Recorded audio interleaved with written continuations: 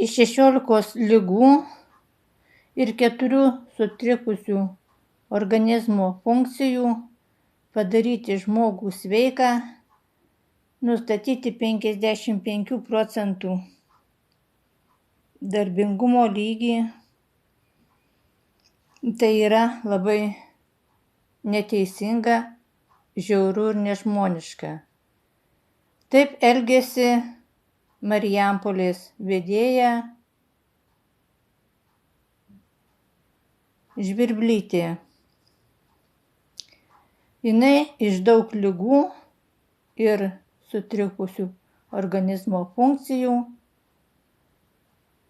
padaro žmogų sveiką.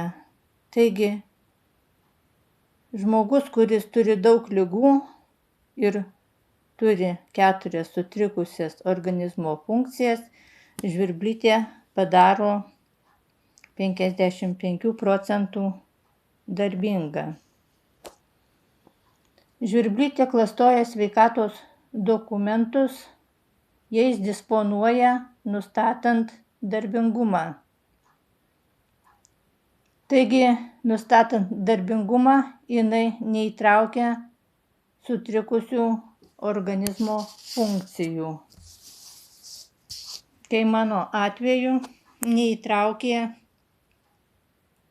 kaklo sutrikusios funkcijos riboti judesiai, peties sutrikusi funkcija riboti judesiai, stuburo sutrikusi funkcija riboti judesiai, kojos sutrikusi funkcija riboti judesiai. Taigi, Žvirblytė neįtraukė 4 sutrikusių organizmo funkcijų ir nustatė 55 procentus darbinga.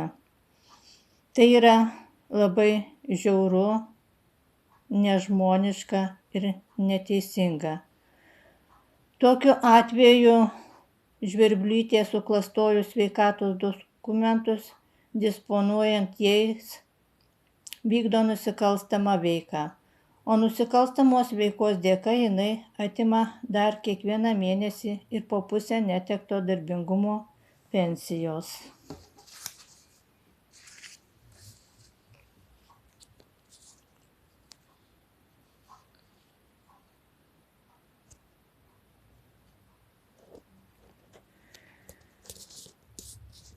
Apie šią vedėją negalima tylėti ir negalima jos slėpti,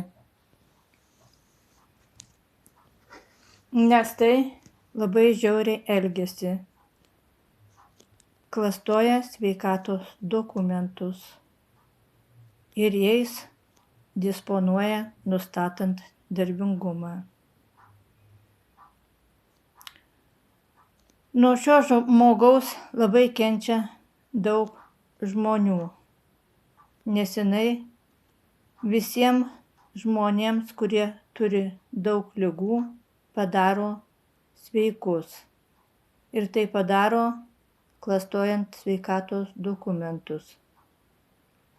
Taigi nuo šio žmogaus labai daug kenčia neįgalių žmonių. Nesuklastojus sveikatos dokumentus, iš jų atimama po pusę netekto darbingumo pensijos. Taigi dauguma žmonių negali savo nusipirkti valgyti, negali susimokėti mokesčių, negali nusipirkti higienos prekių, negali nusipirkti drabužių, batų, striukės. Šie žmonės labai kenčia nuo Marijampolės vedėjos. Taigi apie šitą žmogų reikia kalbėti kiekvieną dieną ir kalbėti daug, nes jinai labai neteisingai, žiauriai ir nežmoniškai elgiasi. Taigi reikia kiekvieną dieną priminti apie šį žmogų, kuris taip nesąžiningai elgiasi. Taigi apie šį žmogų turi žinoti ne tik Marijampolė, Lietuva, bet ir už Lietuvos ribos. Nes šis žmogus labai žiauriai elgėsi su neįgaliais žmonėmis. Nes juos padaro sveikus. Taigi labai daug bus vaizdelių apie šį žmogų. Apie šį žmogų reikia kalbėti tol, kol jis taip žiauriai elgsis. Tik galima nustoti nekalbėti, kai šis žmogus elgsis sąžiningai. Taigi iki labai greito susitikimo.